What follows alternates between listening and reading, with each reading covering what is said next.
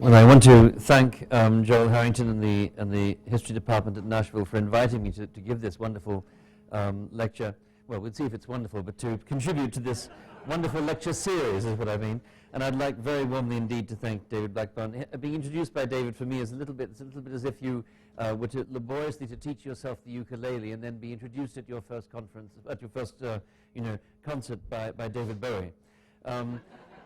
Because that's effectively how I've been thinking about David since I was a baby historian, but I won't go on about that. But okay, so I wanted to begin before I talk in a more formal way about the problem of how Europe went to war in 1914, to revisit with a few images the events of the 28th of June, which sort of got everything going.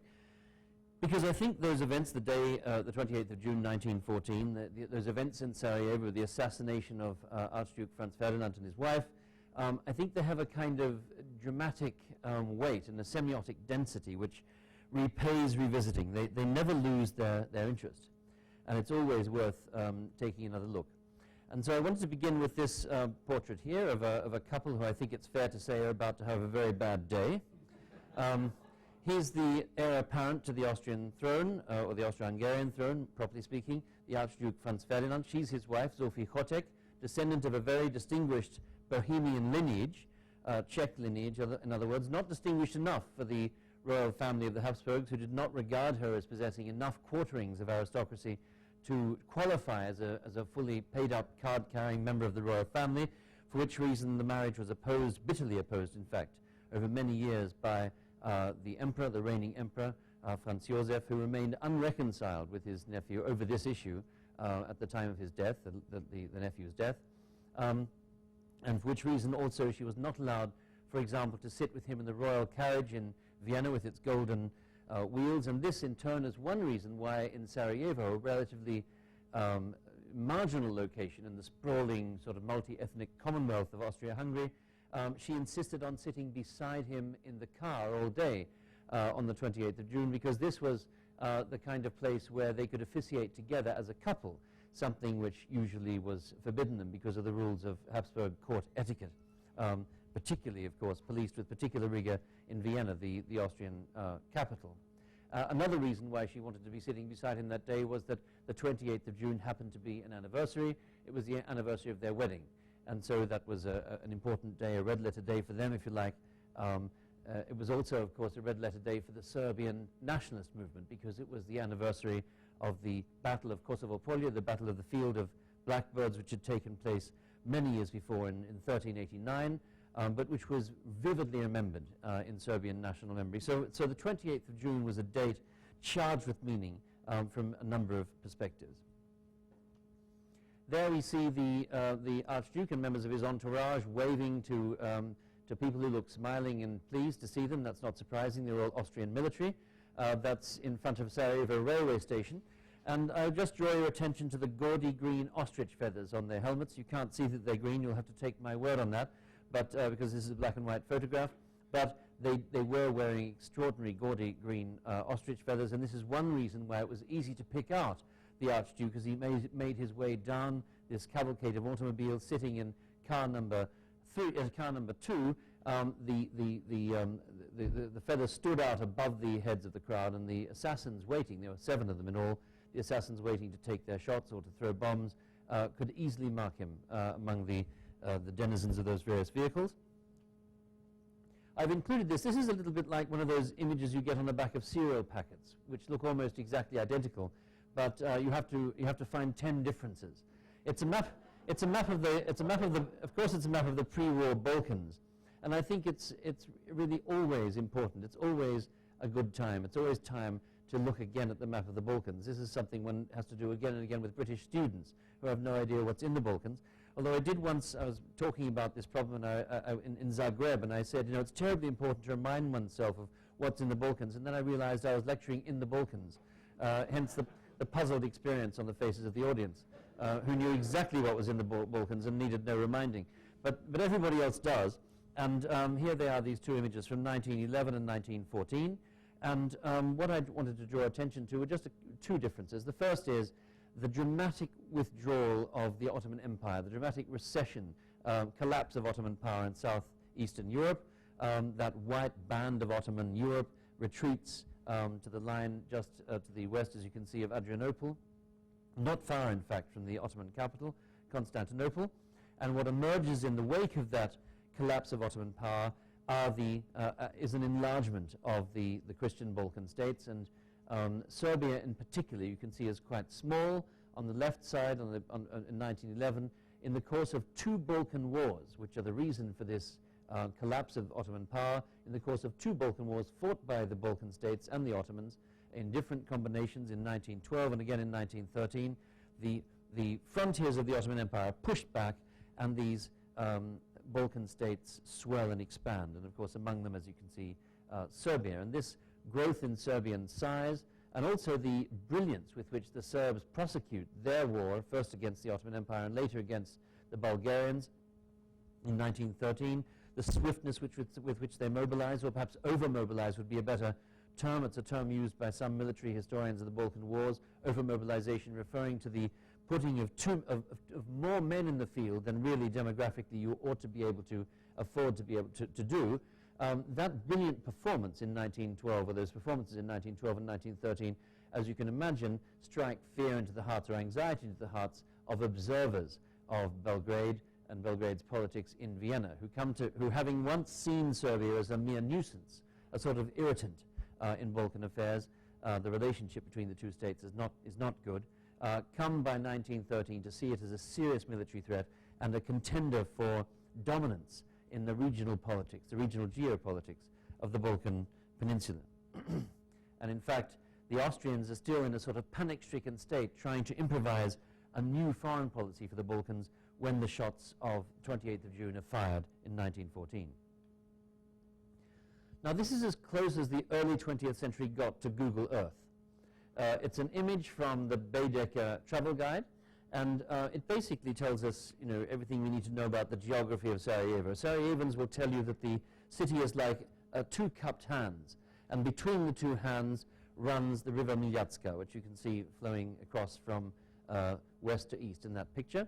And it's along the banks of that river, along the Apel Quay, that the cavalcade of automobiles passed as it moved right across the city towards what's marked there as the Rathaus, the city hall, which is where the couple were to, they chatted with dignitaries, she met with Muslim ladies, he chatted with the mayor, and so on and so forth. There were various official transactions that had to be carried out there, and then of course they were going to move back as they left the city. This is an image that I like because of the sort of almost naive brutality with which it reduces the events of that day into graphic form. As you can see, the cars pass along. There are 7 of them in all, and in car number 2 are sitting the Archduke and his wife, along with Governor Potiorek, the sort of military commander, if you like, of the province, the most senior military figure, the governor, the Landeschef, as he was called, of Bosnia-Herzegovina.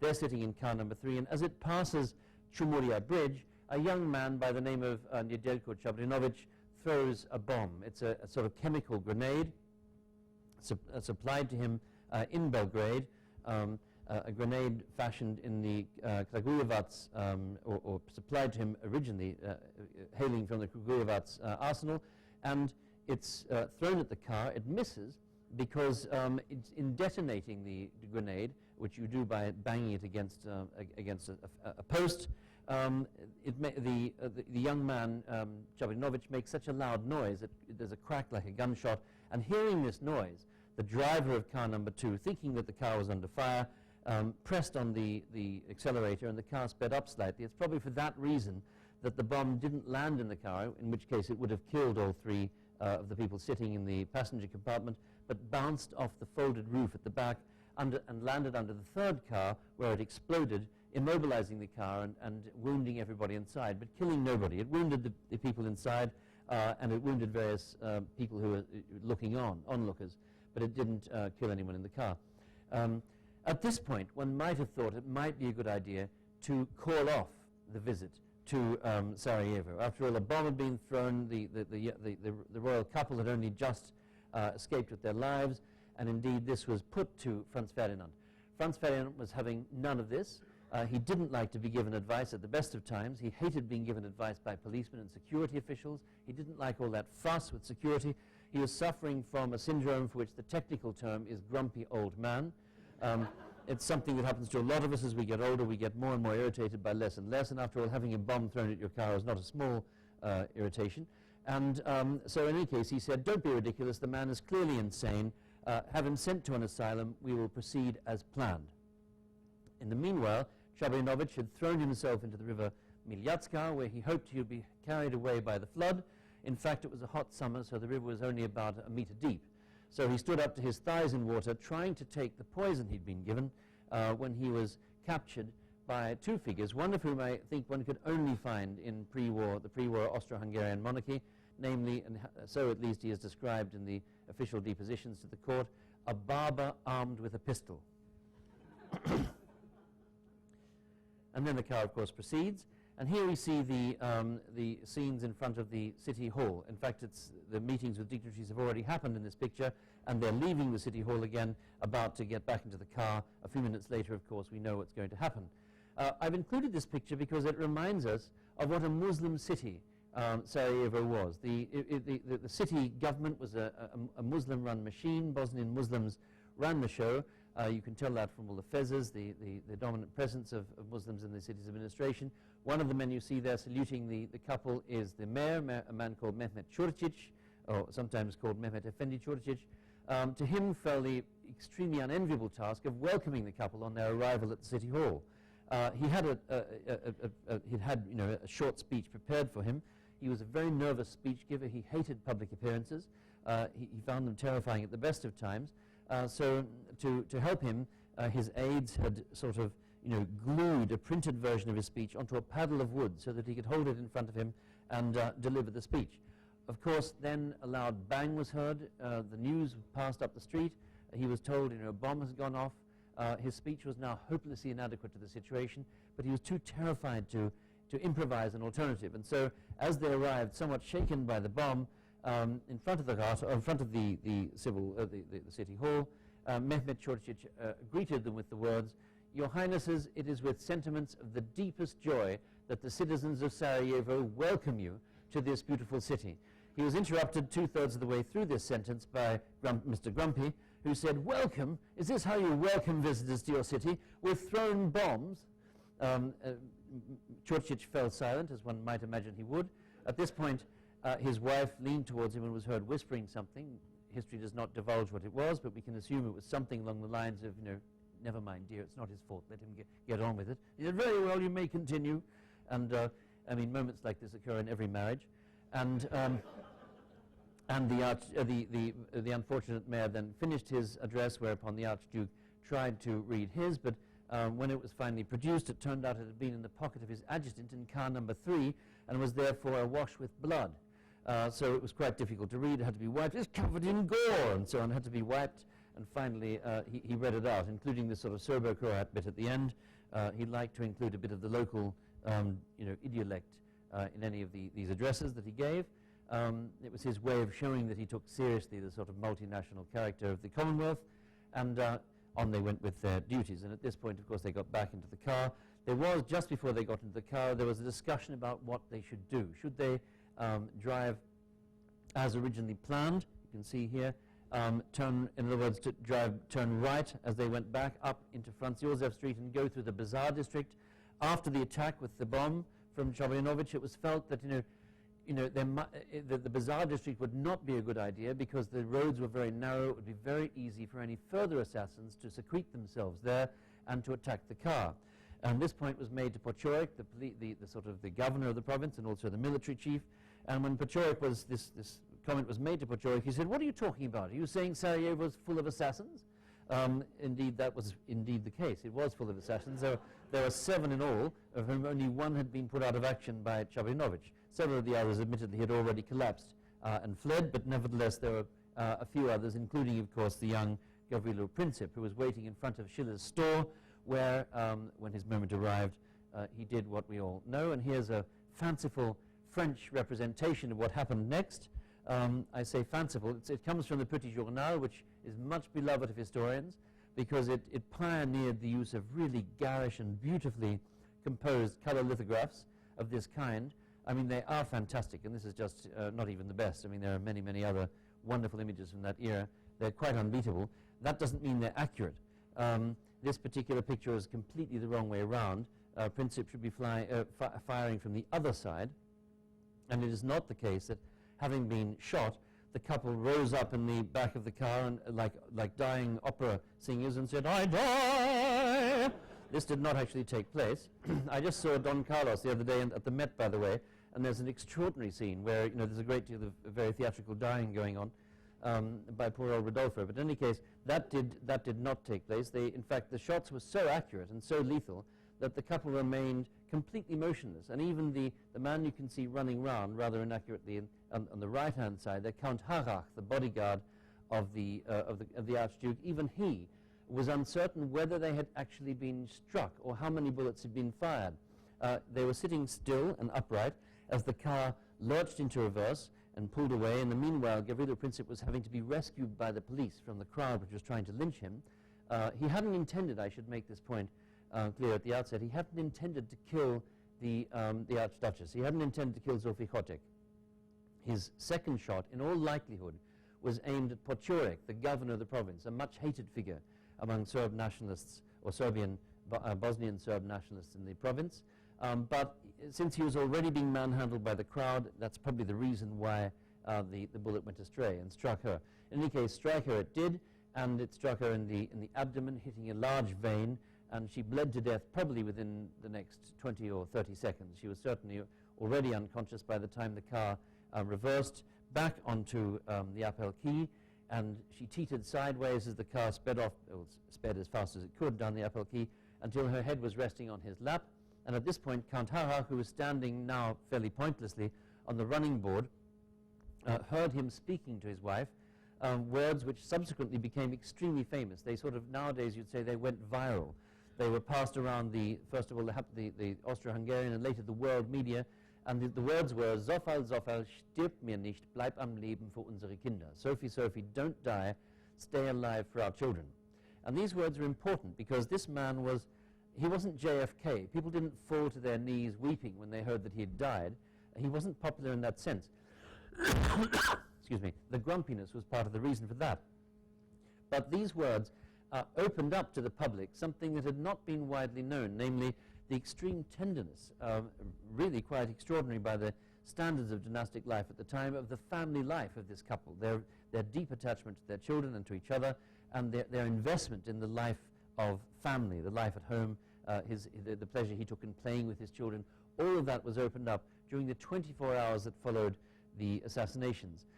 Karl Kraus, the great Viennese critic and wit, put it, I think, very succinctly and very, very well when he said, "Everything that was silent in the life of the Archduke became eloquent in his death." And that was an example. This is an example, I think, of how powerful media-generated emotions can be, because a surge of emotion went through the Austrian media and through the Austrian public, less so in Hungary, where because it was well known that he had hated Hungarians, that he was particularly grumpy on the subject of Hungary and intended to cut down the power of the Hungarian state, Hungarian kingdom, once he acceded to the throne. But otherwise, there was an extremely powerful media-generated wave of emotion, and the fact that it was media-generated doesn't make it any less authentic or real. And I think anyone who lived in Britain during the extraordinary events that followed the death of Princess Diana will know what I'm saying. This is an interesting image because it's often captioned as the arrest of Gavrilo Princip. Of course, it's nothing of the sort. It would be extraordinary, given the state of photographic technology in 1914, if someone had happened to be standing at the place where the assassination took place, that's of course not Schiller's store, and had managed to just take a snapshot of the killer as he was dragged away by the police. In fact, this picture was taken a couple of days later. It's the picture of an arrest of another man called Ferdor Beer, a suspect who was released shortly afterwards, as part of the dragnet of police arrests that often follow high-profile political assassinations of this kind. And of course, the photographer had been tipped off in advance. That's how he was able to take this action shot. But having taken the shot, a brilliant idea occurred to him, namely to caption it as the arrest of the assassin. He did that. The photo was syndicated across the world's press. He made a lot of money, and that is the last time that a photojournalist has ever behaved in that way. But this picture, even if it's not telling us what the photographer claimed it was telling us, namely what it looked like when Gavrilo Princip was arrested, it is telling us something nonetheless, as pictures always do. They're always telling us something, photographs are. And what this one is telling us is something about the mood in the city a few days after the assassination, because because this young man is not just being arrested, he's being protected by Austrian officials, including a plainclothes policeman, from men in fezzes who want to beat the young man. They suspect he's connected with the assassinations. And this was the case throughout Sarajevo, after the assassinations, was that Muslim feeling was very high against the Serbian minority, because the Muslims were loyal to the Habsburg state. They were sort of the first Habsburg loyalists alongside the Germans and the Jews. But they were particularly attached to the Habsburgs because in the context of the Balkans, Bosnia-Herzegovina was one of the few places where what one could describe as a European Muslim civilization survived in the early 20th century. In the emergent Christian states of the Muslims, over a period lasting about a century from the 18 teens onwards, Muslim life had been largely extinguished. Certainly Muslim higher culture and urban culture had been largely extinguished from those Christian emergent Christian Balkan states. Only in the Habsburg Empire did the kind of protectionist regime of protection exist, which would keep Muslim urban culture persisting in that form. Here's an image of the assassin, Gavrilo Princip. The thing that strikes one first, I think, about this, his appearance, is that he doesn't look well. He's a very slight young man. He was quite small in his build, and he looks ill. And indeed, he was ill. He was suffering from tuberculosis, almost certainly suffering from quite advanced tuberculosis when he was arrested, and he subsequently died of tuberculosis in the Theresienstadt prison. And the man who was, the Theresienstadt fortress prison, and the man who was entrusted with interrogating him, a judge called Leo, interrogating judge called Leo Pfeffer, remarked in his letter, in one of the letters he wrote reporting on his meetings with this young man, he said he was such a slight creature, such a slight and delicate young man, that it was almost impossible to believe that he could be the author of such an unspeakable crime. And it's one of the tragic sort of twists, perverse twists in this story, that Leo Pfeffer himself would later die in Theresienstadt as a victim of the Holocaust. He was of Jewish descent. There is an image of of four of the other conspirators, Trubilovic, Chabrinovic, Ilic, and Grabej. All of them, poor young men, quite well educated, but rather under-resourced financially. Men used to sharing the little they had with each other. Young, that's one of their most important shared characteristics. So they didn't have very much experience, but they had a lot of ideals, a lot of hopes. They were groomed by networks in Belgrade. They'd also all spent periods in Belgrade before they came together to carry out the assassinations in Sarajevo. And there's a picture of the man who helped to organize all of this from behind the scenes. He's on the right on that picture there of three men. His name, Dragutin Dimitrijevic, the head of Serbian military intelligence, based, of course, in Belgrade. An intelligent man, a patriot, a passionate patriot of a very romantic kind, a man who really gave his life entirely to the what one could call the greater Serbian cause, the cause of building a Serbian union, a Serbia that would unite or reunite the lands of Serbdom, which included in the minds of patriots like Apis not just the lands included in the sort of political Serbia of the political map, but also Bosnia-Herzegovina, the Vojvodina, the Bačka, and other peripheral areas, parts of Albania, and so on. Okay, so that's just by way of revisiting the moments the sort of drama of that day of the 28th of June 1914, and I wanted really, in moving on to my more formal remarks, just to begin by reminding you of something which you all know already, which is that on that morning of the 28th of June, when this couple came to Sarajevo, Europe was still at peace. And indeed, if you had asked the best informed statesmen of Europe, of the European continent, on that morning, whether they thought that war was a major European conflagration was imminent, then they would all have told you, in all likelihood, that war had been becoming in recent times less likely rather than more likely, particularly in the last 18 months. After all, Europe had made it through two major Balkan conflicts, very bloody wars, largely forgotten now, but the wars of 1912 and 1913 were extremely lethal wars which extracted a massive toll in blood, and yet these wars had been crises that remained contained within the Balkan southeast. They had not triggered a European conflagration. And in the aftermath of the Balkan Wars, the Germans and the British had been working in a way that surprised everybody, working hand in hand, that was the term that was used both in London and in Berlin, to manage the fallout from these difficult and complex conflicts. So it seemed in many ways that the tensions between the two great alliance systems of Europe were ebbing rather than rising. And we have the eloquent testimony of Arthur Nicholson, the senior functionary of the British Foreign Office, who remarks at the end of May 1914 in a letter to a colleague, he says, "In all my years since I've joined the Foreign Office here in London, I have never seen such calm international waters." And we have lots of other testimonies to that effect. And yet, of course, 37 days after this couple arrived in Sarajevo and 37 days after their assassination, Europe was indeed at war, and out of this European war there unfolded a world war of quite catastrophic dimensions. This war has, I think, rightly been called it sounds better in German than in English, the Urkatastrophe, the primal catastrophe was the term that George Kennan used for it.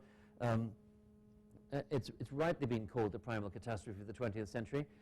The term, I know, has become contested. It's now contested because, of course, it's clear that the First World War was not a catastrophe for all the states caught up in it. It was not a catastrophe for the Poles. For Poland, it was the painful rebirth of Polish nation statehood. And so the Poles would never, I had a very interesting conversation with the Polish journalist, Adam Krzemiński. We were talking about this, and he said, well, you're talking about the First World War as it was a bad thing. You know, it's like that expression you get in The Simpsons. You say that like it's a bad thing. Well, and I said, yes, I suppose I am. I do think it's a bad thing. He said, yeah, but you know, I'm a Pole. I can't possibly, he said, I can't possibly, these are the words he used, I can't possibly attack my midwife. That's how, but I can't possibly attack the midwife of the Polish nation. Without the First World War, you wouldn't have Poland. And he has a point. I think for the Australians too, and if I dare to speak for the New Zealanders, possibly also for the New Zealanders, it may make good copy, but it probably isn't true to describe it as a catastrophe. For Australia and New Zealand, particularly for Australia, the First World War is a first step into nationhood. It's the country is only confederated in 1901, and the decision to enter this war is a first free act of international consequence by the new Australian nation state. Until 1901, it had been a kind of assemblage of colonies ruled separately from Westminster. So it's not a catastrophe for everybody, but if you think about the amount of political poison poured into the world system by this war, and I don't just mean in Europe, but in of course, the Middle East is another case in point, right up until the early 20th century, right up until our own time. If you think about the collapse of three empires, four if you include the Ottoman Empire, the Russian Empire, the Ottoman Empire, the Austro-Hungarian Empire, and of course the German Empire in its old form, whether or not you regret the passage of those empires, their abolition within a very short interval of time was obviously going to be, the creation was going to create a massive amount of instability, lasting instability. If you think about the 15 million military deaths of young men, although the global estimates are shaky on that, the numbers may be even higher, or the up to 21 million seriously wounded. Lightly wounded men were never counted, but the seriously wounded were, there are no good global statistics, but these are very, very rough estimates. But you know, you think about that 21 million seriously wounded men, and people of my age from Australia, from New Zealand, from Germany, from all the belligerent countries, will all remember elderly relatives from our childhood, elderly male friends of the family or grandfathers, great uncles, who were still carrying with them the effects of the wounds from that conflict. I remember my own Uncle Jim, who was, I was fascinated to hear, he had a very bad limp, and I was fascinated to hear from my mother that he was still carrying around bits of German shrapnel in his left leg. And then she went on to explain, I think she must have read this somewhere, perhaps Jim had told her, that these pieces of shrapnel were not immobile, they were actually moving around. They moved around in the flesh of the person who was carrying them, and sometimes after many years they would work their way to this is true, they would work their way to the surface and break through the skin, or they'd have to be cut out of the skin. And that Christmas I remember sitting staring, mesmerized at Jim's left leg, hoping that a piece of German shrapnel would appear, until my mother told me to stop. But the point is, these massive, immense numbers of seriously wounded men, they left their markers on the visual memory of this war. You think of the paintings and photographs of amputees, les gueules cassées, the people who with very serious facial wounds. All of that was part of the sort of trauma of this war. And I think Fritz Stern, the great German emigre US historian, was right, I think, when he said that this was the disaster from which all of the disasters of the 20th century sprang. It's very difficult to imagine the rise of fascism in Italy without the First World War. It's very difficult to imagine the October Revolution in the Russian Empire without the First World War. And it's very easy to imagine a February Revolution, a collapse of Tsarism, a seizure of power by a middling group of Duma groups from the Russian parliament, the Duma, possibly with some extra Duma participation as well. Something like that had been predicted by virtually everybody who knew something about Russia. But the October Revolution, the seizure of power by the Bolsheviks, the creation in the aftermath of that coup d'etat of a one-party state of a kind never seen in world history, none of that was imaginable to contemporaries of 1912, 13, 14. These were completely unforeseeable evolutions.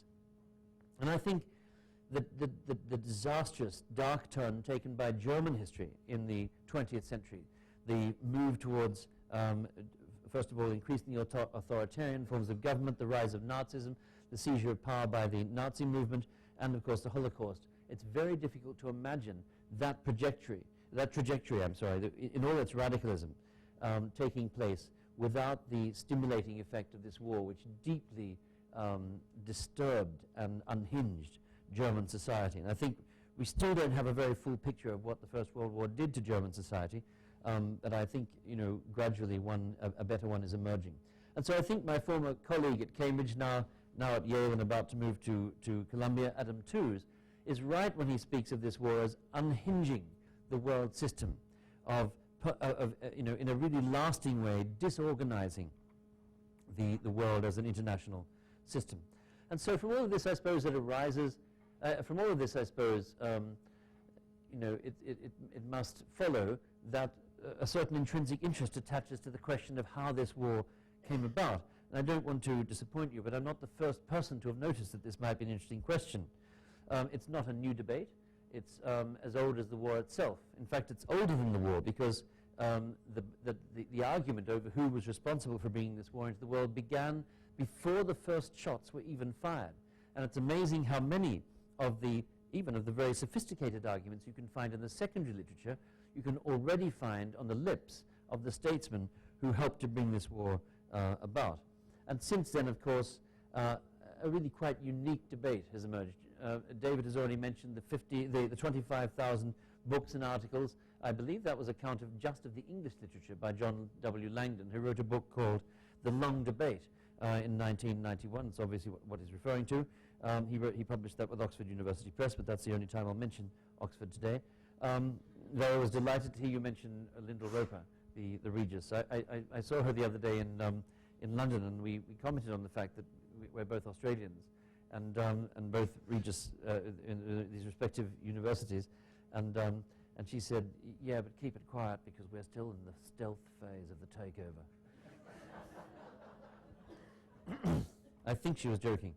In any case, the point is that, this massive debate is unique. There is no other debate like it in historiography. It's very sophisticated. A lot of the cleverest people working in the field, gave their time to it. Some of them gave entire careers. Some of them invested their entire identity in this debate. And you think of the fact that in 1937, when Rebecca West went to Sarajevo, the great sort of British novelist, but also the author of an extraordinary and wonderful book called Black Lamb and Grey Falcon, or just Black Lamb, Grey Falcon, which is, I think one of the deepest reflections on the place of the Balkans in 20th century history that exists. When she went to Sarajevo, among other places, to sort of scout out and look at the places where the war had got started, she went to the city hall of there, with her husband Paul, and they ascended the steps to the sort of balcony on the first floor where the Archduke had taken his last look at the city before they left. And she turned to her husband and she said, "You know, I shall never understand how this all happened. It's not that we know too little, it's that we know too much." And that was in 1937. Well, today we know a hell of a lot more. So then the question arises, why add another book? Why attack this problem again? And as you can imagine, as I got to work on the book that David was referring to, The Sleepwalkers, my colleagues in Cambridge were not slow to make this point. I was constantly being asked, why are you doing this? This has been done to death. What's the point? There can be nothing new to say. And that's a skill that one's colleagues have. I'm sure it's different here at Vanderbilt. But namely that just as one's struggling with the sort of cruelties of a really difficult topic, they come up with excellent reasons why you should just curl up and die. Well, I didn't die. I did curl up, but I didn't die. I curled up occasionally, but I didn't die. And the answer one has to find, of course, one has to find an answer to these taunts. And the answer I found was that yes, the debate is old. There's no question. It's old and it's vast, but the subject is still fresh. In fact, in many ways, the subject is fresher now in 2014 or 2015 than it was perhaps 20, 30, 40 or 50 years ago. Because in the 1970s, when I first encountered this whole problem as a schoolboy in Sydney, this was the era, as you all know, of the so-called Cold War. And when I first encountered the problem of how the First World War started, or rather why it started, which is the question we used to ask, a lot of period drama had accumulated, had accreted around the story of 1914. It was Europe's last summer. There was a lot of gin and tonic. If you read Barbara Tuchman's wonderful popular histories, The Proud Tower and Guns of August, then you were struck by the loving detail with which she described uniforms. For example, the extraordinary braid work on Russian uniforms, the sumptuous menus at gala dinners, the details of Habsburg court etiquette, in which order could imperial babies be presented in their prams. This is a matter that exercised great minds at the court of Vienna. All the ornamentalism of this world. And there's even a marvelous description in The Proud Tower of Lord Salisbury being pushed through St. James Park on a tricycle which he had himself made. It was London's first pneumatically wheeled tricycle. It had to be pushed, of course, because it hadn't occurred to Salisbury to put pedals on this thing. But in any case, he's being pushed by his valet James, and they get to a little hill. The hills are indeed very little. And then he says, "Let go, James, let go." And he would sort of go down this hill with his coattails sort of flapping. And the more one read of this sort of ornamentalist world that we have lost, the more the assumption stealthily asserted itself that if these people's helmets had gaudy green ostrich feathers on them, then their dreams and arguments and thoughts must have had green ostrich feathers on them too.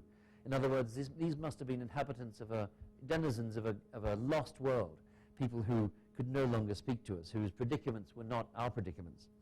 And yet it seems to me that if you take another look at the events of the 28th of June, not from the sort of perspective of bipolar, stable, Cold War 1970s, but from the early 21st century, then you can't help but be struck by the raw modernity, the raw actuality of these events.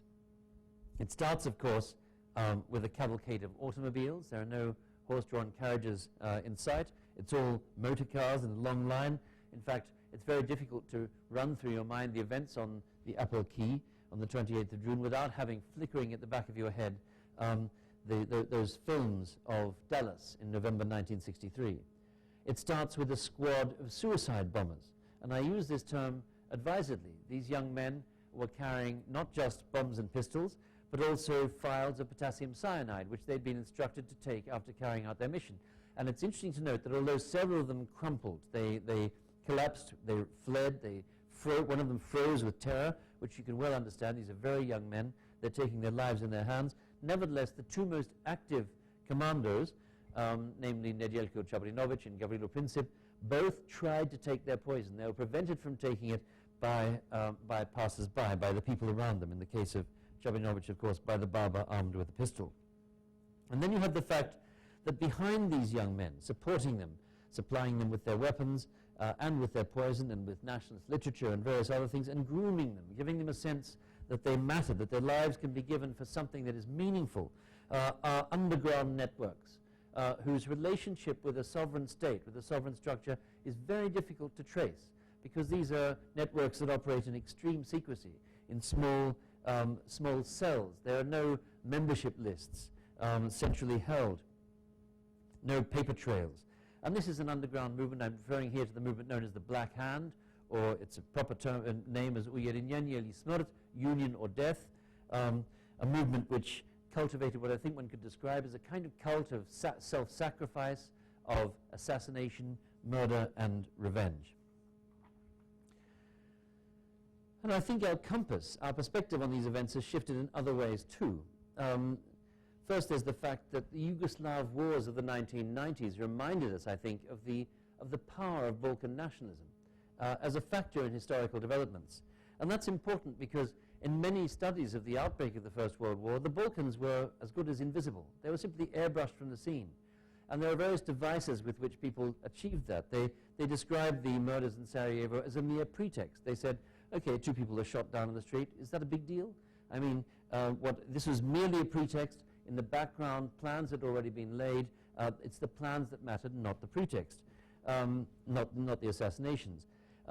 What I think happened was that the power of nationalist sentiment to unsettle traditional politics, a power which is very much in evidence before 1914 on the Balkan Peninsula, was overlooked, pushed from the scene. But since the 1990s, I think it's less obvious that we should look at 1914 in that way. And then I think there's another point, which is that the attacks on the World Trade Center known as 9/11, those attacks, although one wouldn't want to make a kind of crass, assert a kind of crass equivalence between the mass carnage of 9/11 and the murder of 2 people on a street in Sarajevo, nevertheless, those events, those attacks reminded us of the power of an event, of a terrorist event, which is charged with meaning, charged with symbolic weight, with symbolic information, where the targets have been chosen, the means of striking at them has been chosen, all of that, the date has been chosen, all of that, I think, reminded us of the power of an event to change the chemistry of politics. And this is important because the event as a sort of analytical category has sometimes fallen out of favor with historians. There was a time in the 1970s and 80s where we all felt sort of almost obliged to keep citing Fernand Braudel's beautiful comment when he said, events were the lukewarm, contemptible foam that float on the strong backs of the great waves of cultural history. And Braudel's idea was, that the deeper you went, the better, and really smart historians would interest themselves in the deep waves of long-term history and not waste their time on the sort of journalistic matter of day-to-day events. They were the soft, contemptible foam, a very interesting metaphor, but it seems to me that events aren't always soft and contemptible. Or they may be contemptible, but they're not soft, and structures aren't always hard and non-negotiable. Structures can be quite soft and malleable, and the relationship between events and structures is more open-ended, more dialectical than that well-known sort of bon mot might suggest. And finally, there's the fact that, we clearly have passed out of the era of the Cold War, of bipolar stability. I went to an interesting paper by George Friedman in Belgrade, where Friedman made the point that, we were in the Cold War, then came the post-Cold War, that was the period up to about 2007 and 8, and then came the post-Cold War. The post-Cold War, it's not elegant, I know, but we haven't got anything better yet, but the point is that the post-Cold War was a period of unipolarity. It seemed that, that only Washington was left standing. It was just the United States. Everybody else was sort of flat, and there was talk of full spectrum dominance. Everyone looked to Washington. What's Washington going to do next? That moment has passed, and we now have entered a moment of authentic multipolarity, where we have rising powers, an empire or a great world power, which is growing somewhat weary of its global role, or at least it's accused of growing weary of its global role in many other capitals. And the rising powers, of course, which are challenging the world order in a way that causes concern in many chancelleries. And these shifts in perspective, I think, prompt us to rethink the story of how a war came to Europe. And accepting that challenge does not mean, and this is, I want to really emphasize this, accepting that challenge doesn't mean embracing a kind of vulgar presentism, where you just remake the past in order to meet the needs of the present. Rather, it means acknowledging those features of the past of which our changed vantage point affords us a better view. In other words, it seems to me the past is like you can imagine it as a very complex edifice. When you change your own vantage point, as you must, because the present is constantly shifting and placing you under new pressures, of course you lose something, but you also gain something. You can see parts of that edifice that were hidden to you before, and I think we can see parts of the past in 2015 that we couldn't see in 1985. How you correct, of course, one could then say one's simply the prisoner of the present. How you correct for that is, of course, by approaching respectfully all the work that's been done since this debate began, and not thinking in terms of a crass revisionism, which wants to call everything black that was white and everything white that was black, but rather thinking in a more incremental way about how you can integrate new insights into what we've already understood, because a great deal has already been understood. There's no doubt about that. Now, I want to come in fairly short order to a close, but before I do that, I just wanted to touch on a couple of ways in which I think certainly I tried to renew or to refresh the narrative of how war came to Europe in 1914. And there are about 2 or 3 points I'd like to make here, and then I'll close. The first is, it occurred to me that it might not be a good idea to sit down and think of a new answer to the question, partly because historians aren't supposed to do that. We're not supposed to know the answer before we've asked the question. And so it occurred to me that it might be better to try and change the question. In other words, instead of asking why the war came about, the question why, of course, having been at the core of what was often called the war origins literature, I thought it might be interesting to ask the question how war came about. Now, of course, questions of why and how are not ultimately completely separable from each other. They're kind of interlocked at the roots, like Heathcliff and Cathy. But nevertheless, they do lead us in different directions. The question why pulls us in the direction of abstract causal categories. If we ask why did this war happen, then we're likely to want to produce answers like, well, nationalism was on the rise. Social Darwinism was encouraging a kind of zero-sum approach to international relations, a conflictual approach, rather than a collaborative one. Arms stockpiling, perhaps economic strains, the rise of imperialism. These are the kinds of abstract categories that we'll start trawling for as we reach back through decade after decade of pre-war history. A lot of the war origins studies go back to the 1870s, to the creation of the German Empire under Bismarck and William I in 1870-71. But what happens when you do this is that an optical illusion establishes itself. You start trawling back through the so-called pre-war, though of course the people of the pre-war didn't know it was the pre-war, but you trawl back through the pre-war looking for so-called causes, and the more causes you find, the more causes you pile onto the scale of probability, the more this war lurches from being a possible war to being a probable war, to being a highly probable war, to being an inevitable war. And so the illusion emerges of a kind of steadily growing causal pressure. In the end, this war is going to happen, just as in the end a volcano must erupt if the pressure of the magma underneath its cone acquires a sufficient level. But of course, wars are not natural disasters. They're not natural events. They don't occur because of a steady rise in pressure. They are political events which have to be chosen through processes of political choice. And it seemed to me that the danger of the why-based approach was partly that one lost sight of that. In piling up the causes, one squeezed agency out of the scene. A second problem about the why question is one that was raised by a Bulgarian historian of the Balkan Wars, who commented in the first chapter of his book. He said, once we pose the question why, these are his words, guilt soon becomes the focal point. In other words, when we ask why, what we often mean is who? Who did this terrible thing? Who can we blame for this? But the blame-based approach, of course, obliges us then to draw up a kind of charge sheet, or, on the other hand, to exonerate. We're going to have to either exonerate or charge a particular suspect. And the most important and influential, and in fact the classic case study in this kind of blame-driven or blame-led approach to the etiology of the First World War is the sequence of studies written by Fritz Fisher, starting with his, Germany's campaign for Griff nach der Weltmacht, Germany reaches for world power. I've forgotten what the official German translation was. Then later on the War of Illusions and a whole range of other studies in which ever more trenchantly Fritz Fisher asserted Germany's responsibility for the outbreak of the First World War. Of course, Fritz Fisher, there are all kinds of things one could say about Fisher's personal relationship with the problem of German culpability. It had a great deal to do with his own involvement with Nazism, his own very unhappy experience with the Third Reich, an experience by which he felt contaminated, and which in a very upright and honest way he tried to deal with through his boldly critical approach to German foreign policy before 1914. But the key point really about Fisher's approach is simply that Fisher never showed any interest in any other state but Germany. He only ever looked at German archives, and although he did concede that it would be very, very interesting and valuable to look at the archives of other states and to sort of do a Fisher on them, he himself never made any venture in that direction. By contrast, the Howe approach, rather than identifying a suspect and then drawing up the proofs against that suspect, implies a sort of journey through the events that aims to identify the decisions that made war possible.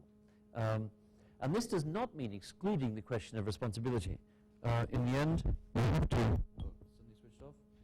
I've worn out the battery. I'm running out of time anyway. Oh, there it goes again. It's on again. This is a signal from the technical people that it's time to stop. It doesn't mean excluding entirely the question of responsibility. Of course, in the end, you do have to deal with it. It's about the order in which you address the problem.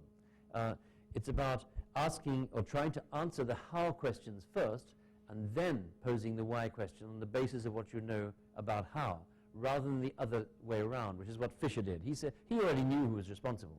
It was the Germans. And then he showed how the Germans caused the First World War. Well, you could do it the other way around, which is what indeed I tried to do. And there are various other points. I want to just touch on them very briefly, and then I'll stop. One is that as I looked at the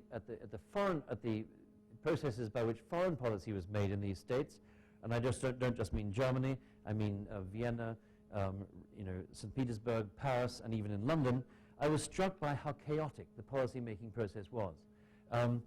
Let me just give you one example. In France, during the period in office of the British Foreign Secretary, Sir Edward Grey, no fewer than 16 French foreign ministers came and went from office, and 2 of them came and went twice, which is quite an achievement. So the French Foreign Ministry, in other words, the Quai d'Orsay, had a kind of revolving door-like structure. People were sort of flipping in and flipping out again, and there was a constant war of all against all. Within the Quai d'Orsay, the so-called centrale, the permanent fonctionnaire of the Quai, were always mounting sort of guerrilla warfare against their own ministers. They would often attack the Prime Minister. They would release embarrassing decrypted telegrams to discredit ministers that they didn't like. They were locked in a sort of battle with their own ambassadors. It was a very chaotic setup. Exactly the same thing applied in Russia, and in Austria you had a kind of loose hive-like structure in which all kinds of people can contribute to the foreign policy-making process. And so one can speak, I think, of a sort of Heisenbergian uncertainty about the place of power within these very complex and often rather badly run executive structures. So that was one thing that really struck me about the pre-war political scene. It often seemed inappropriate to speak of for example, of a Russian Balkan policy. What was the Russian Balkan policy? There were numerous senior Russian functionaries pressing for different Balkan policies. Sometimes different ambassadors were pushing different political lines at the same time in parallel. And there was constant confusion about this. And of course, it's very well documented in the dispatches, because of course what dispatches are always trying to do is find out what the Russians think. But doing this was often extremely difficult.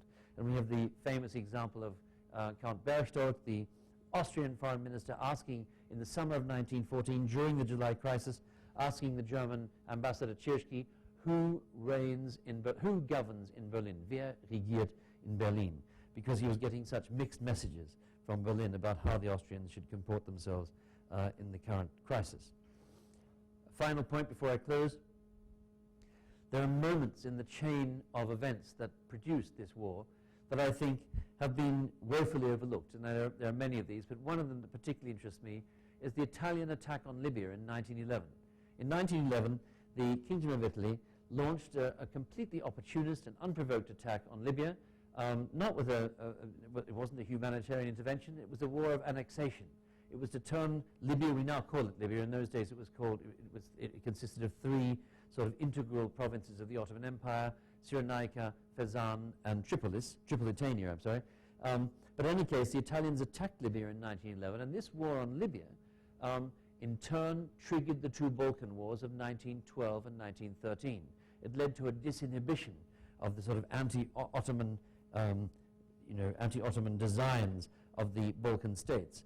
Without this war of 1911, you simply cannot imagine the two Balkan Wars of 12 and 13, which in turn, without which in turn it's very difficult to imagine the assassinations of the 28th of June producing the war that came about in 1914. And yet that war, that Italian attack on Libya, has today been virtually entirely forgotten. It was scarcely commemorated even in Italy in 2011, at a time, of course, when once again Libya was coming under air attack. In fact, I was astonished. I remember I was writing, I'm not kidding, I was writing this particular chapter about the Italian attack on Libya, and I was talking about the fact that this war of 1911 was the first war ever to see aerial bombardments. The Italians were the first state ever to use aerial reconnaissance. They had planes flying in reconnaissance over the enemy forces, and you had bombs being, well, it was fairly makeshift technology by today's standards. These bombs had to be thrown by hand from the flying machines by the pilots. They had to be primed by hand as well while flying the plane, which wasn't easy. But in any case, this was the first time which aerial bombardments had occurred, and I was just writing about how these bombs were raining down on, Benghazi and Tripolis and so on. And there it was in the newspapers, airstrikes on Benghazi. And I thought, just for a moment, I had a sort of out-of-body experience and thought, can it be that by writing about these events in 1911, I'm causing them to happen in 2000? Don't worry, it only lasted for about a nanosecond, but there you are. In any case, the point is that this is just one example of sort of moments, enabling moments in the prehistory of the war, which had been sort of airbrushed from view, precisely because they didn't fit into a simple kind of monopolar narrative organized around the idea of one blameworthy state. After all, the Italians were not urged to attack Libya by their allies, the Austrians and the Germans. The Austrians and the Germans were horrified by the attack on Libya, of which they'd been given no advance notice. The Italians were urged into Africa by the British and by the French.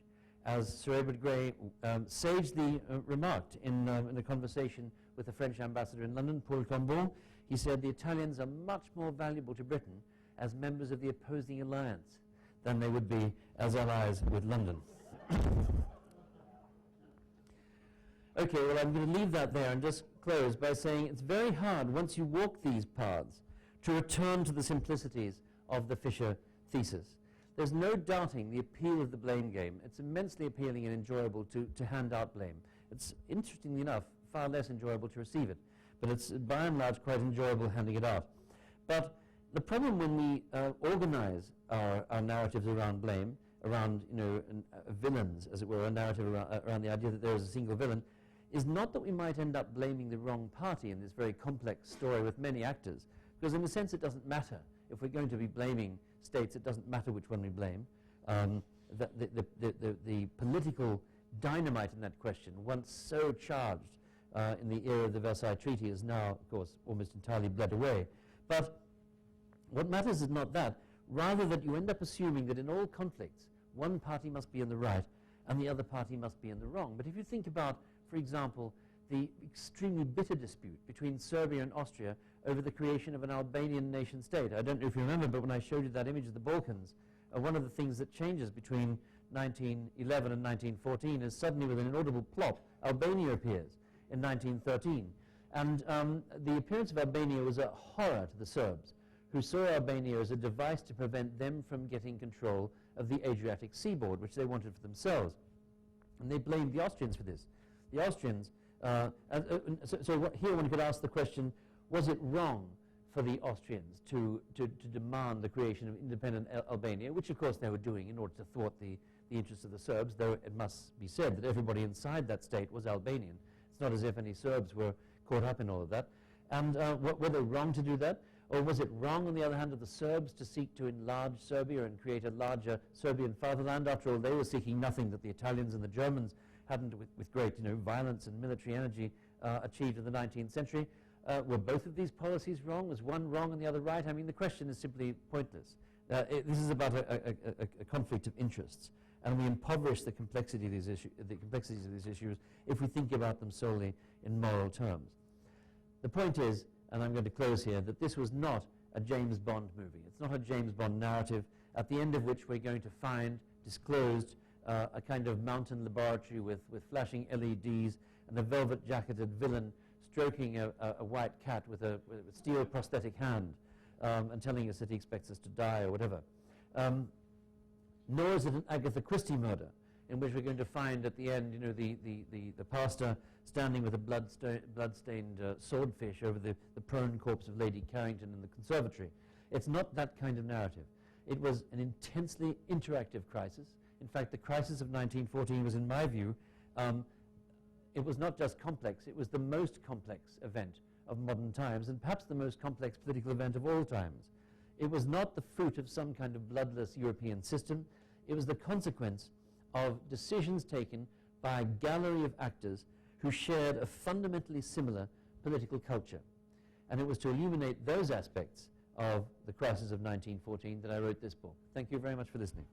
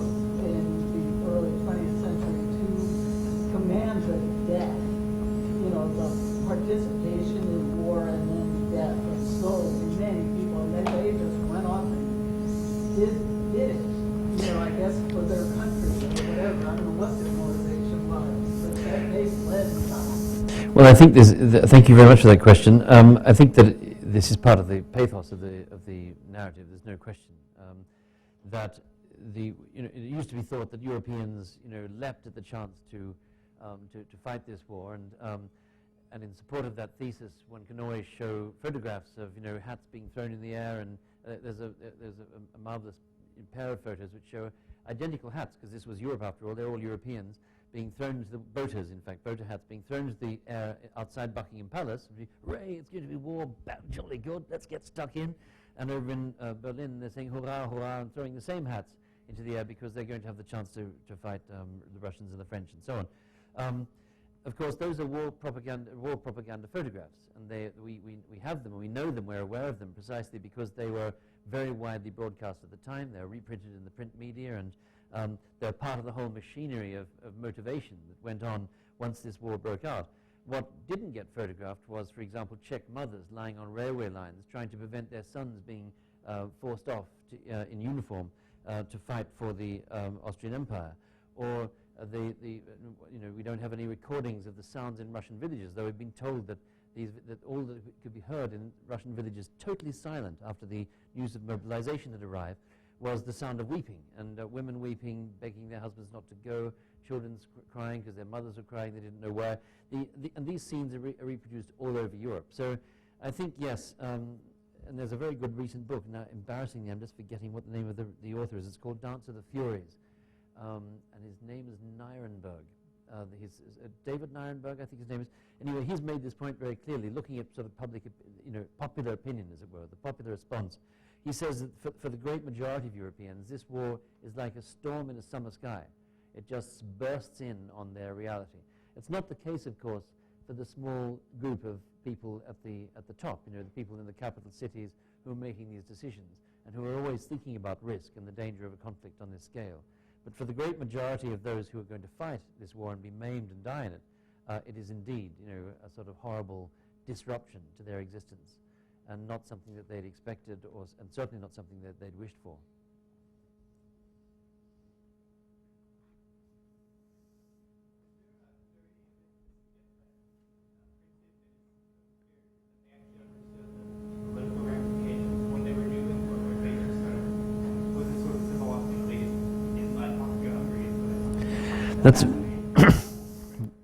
That's a very interesting question. When they were asked, they gave different replies when they were asked. They said he was a great enemy of the Serbs, which actually wasn't true. He was actually quite pro-South Slav. I mean, this question could take us into the sort of murky complexities of Austro-Hungarian nationalities policy. But I suppose that the bottom line is that the most interesting answer given by one of them, wasn't Princip, it wasn't one of the others, was he said that we chose the Archduke because we had heard he was going to reform the empire and create a South Slavic Croat-dominated state inside the Austro-Hungarian monarchy, and we thought that that would be bad for the Serbs, and so we struck him. Now, the interesting thing about the Archduke is that he planned to create more space for South Slav national aspirations than currently existed within the empire. So, in a sense, he was going to improve things, probably not very much, but he was going to bring about various incremental improvements, partly by breaking the power of the Hungarians, who were far more intolerant in their handling of their Serb minority than the Austrians were. So that would probably have led to an improvement. But, if what you're interested in is, a completely revolutionary transformation, which is going to create a greater Serbia, something which is very difficult to imagine in peacetime, then the last thing you want is gradual improvements. And so, in a sense, the reformer is the main enemy, not the hardliner, but the reformer. And so I think he was selected in part for that reason, and in part because he was just a symbol of the future of the monarchy. He was the future of the monarchy, in fact, in the form of a person. And that was, that's something that's very central to the media commentary on the assassinations. They say that, what has been struck is not just this man and his wife, but also what they call the Habsburg state idea, right? Its future has been placed in question. But your question, the other part of your question, how aware were they of the longer term, of the ramifications? I think sort of dimly aware, but they hadn't really planned. I mean, they weren't going to be alive when all of that happened. They said things like, Princip was asked about this, and he said, well, he'd read the diary of this man called, I'm going to forget his name, Gacinovic. I've forgotten his name now. A young Bosnian Serb nationalist who'd tried to kill a senior Austrian official in 1910 and had then taken his own life. Gacinovic, I think it was his name. And Princip said, I'd been reading poems by Gacinovic, and I read one in which he said he wanted to die like a candle. He wanted to burn like a candle for the Serbian nation, and that is what I wanted to do. I wanted to give away my life for my nation. So it was more about sacrifice, I think, than about achieving a concrete sort of political objective. Yes?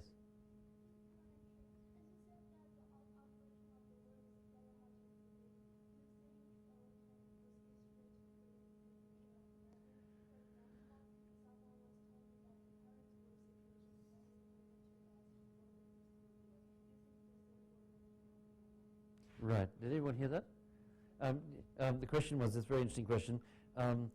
Do I think that we can extract from this history lessons for the present? In other words, because it's sometimes said that the conditions of today are like 1914, and therefore that 1914 can, it could be very revealing about the likelihood of a major conflagration today in 2014 or 15. It's true that there's been a lot of discussion of these parallels. Partly, of course, it was natural that people would look for parallels in the context of the anniversary, but I mean, there are lots of weird repetitions. I mean, the 1911 Italian War is one that particularly struck me, especially if you think about the fact that it's the sort of mission drift of the NATO mission in Libya, which some people around Putin, Vladimir Putin, claim led to the hardening of his position against the West. In other words, that Putin has a kind of Libya complex, and he wants to prevent, any further processes by which Russia loses control of these major sort of situations of intervention. So there are parallels like that. You could, if you wanted, I think it'd be rather labored. You could say, well, the Ukraine is Ukraine is a sort of post-imperial interstitial space, a little bit like Bosnia-Herzegovina, which is subject to competing claims from various external and internal agencies. It's also demographically complex, as Bosnia-Herzegovina was. So there are parallels like that, but I must say I think the differences are more striking than the parallels with 1914. And there are several differences. One or two I'll mention. The first is that I think the tone of the kind of, if we're focusing now on the Ukrainian crisis, if the tone of the Western response to what's happening in the Ukraine couldn't be more different from the tone of political interactions in 1913, 1914. The sort of mood of self-restraint, the avoidance of escalatory rhetoric, the determination, that the idea that peace is the very highest objective and everything else kind of comes below that. The absence of a sort of an appeal to prestige among most parties. I think Putin is a special case, but certainly if you look at the language coming from Washington during this crisis over the last 18 months, or from Brussels, or from Berlin, it's extremely restrained and extremely cautious, and very aware of risks and dangers in a way that the actors of 1914 simply were not. I mean, they're aware of risks, but they're very happy to take them. And I think in 2014 we have a completely different kind of statesperson. I say statesperson because, of course, the presence of Angela Merkel, the German chancellor, in this mix is itself a very interesting part of the scenario of difference that we're looking at. So that's one difference. The other, I think, is just a very basic one, and that is that in 1914 there was a kind of uneasy equilibrium between two blocks, two alliance blocks on the European continent, the Triple Entente, as it later came to be called, and the Central Powers of the Triple Alliance. And there is no equilibrium of that kind now. It's not as if there's Russia in one alliance block and the West in another alliance block. It's much more complex structure in which Putin is actually in many ways quite isolated, and the West is not particularly united in its response to what's going on in Ukraine, but nor on the other hand does Russia have a sort of solid bank of other states supporting it in its actions. So it's quite a different scenario, and I don't really think that the parallels can hold very much water. To that I'll just add that by and large history doesn't unfortunately give us lessons. If history did teach us about the future, then historians would be paid much, much more. Unfortunately it doesn't. What history does is let's imagine that history is a woman called Cleo, for example, dressed in a long Greek dress. When we ask her, if we can imagine her, that she's a female figure, when we ask her, what should we do about the Ukraine? It's a rather anxious situation, what should we do? She replies, she doesn't give us advice. Instead she replies, she says, I will tell you a story of what men did 100 years gone. And it'll be a very complex story, and after a while most of us will fall asleep, we'll get bored. And in other words, what history gives us is oracles. It's oracles, not lessons. One more question. Michael. So what you presented as a model that injects human agency back into the picture, it implies that certain decisions, certain points were reached where one can imagine war not actually being the outcome. Absolutely. So I was wondering if you could just tell us what are the key missed opportunities that you identified as being sort of those salient points where a different choice would have led down. Well, there are so many of them. I mean, for every decision there are counter decisions. I think I'll just say that that it's very interesting to think about the dissenting voices. The people, the warners, if you like, the people who are warning.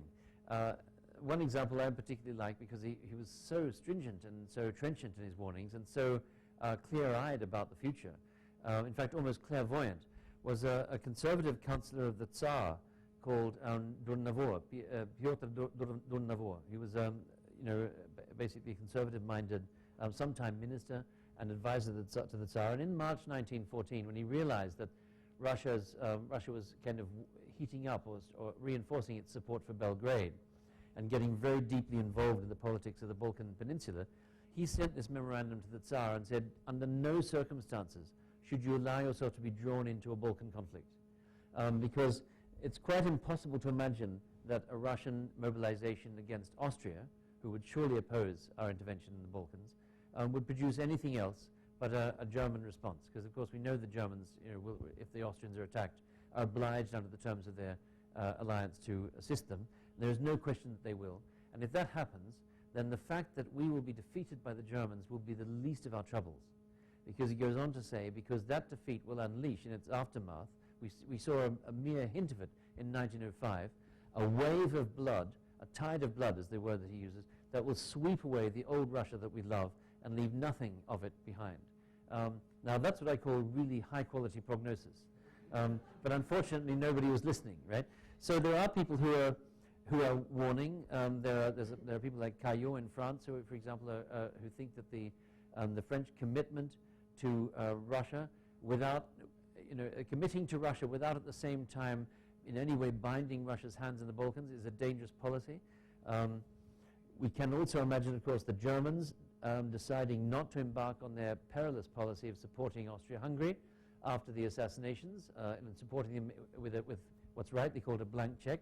The Germans just say, you sort out what you want to do and we'll back you whatever it is. Just make it quick. The only requirement is the Austrians should act quickly. And interestingly enough, that's the only condition which any sane person must have seen the Austrians would never be able to fulfill, because Austrians never do anything quickly. So that was clearly not going to happen. But in any case, they could have simply let the Austrians left them to their own devices. It is hard to imagine a German administration agreeing to do that, because Austria, after all, we've already heard about Italy's shenanigans in northern Africa. Italy had a secret alliance with France. Italy was really hardly an ally anymore. That meant Austria-Hungary remained the only reliable partner for Germany. And to leave the Austrians in the lurch after this event, which had left Vienna in a complete state of panic, would have been a very bold and brave thing to do, and it would have saved peace. But it's hard to imagine the Germans having wanting to do that. They had other reasons why they were willing to risk a war. I mean, the real problem here is that all the players, the Germans, the Russians, the French, and the Austrians, were willing to risk a war. They were willing to take upon themselves the risk of war. The fact that an action brought with it the risk of a major conflagration did not weigh sufficiently for them to make that, in itself, to make that action unacceptable. What was more important to them was that they persuade themselves that it wasn't they who were triggering the conflict. And all the decision makers in 1914, with extraordinary ingenuity, and often using, though they didn't know it, exactly the same arguments, found ways of convincing themselves that they were not the ones bringing this war into the world. It was the other guy who was forcing them to act in this way. And we find this argument in St. Petersburg, in Berlin, in Austria. We find it everywhere, in Paris, and so on. So that, I think, is where we should look, in a sense, for the root of this willingness to take risk. And we will have to stop there. Please join me in thanking Professor Clark. Thank you very much.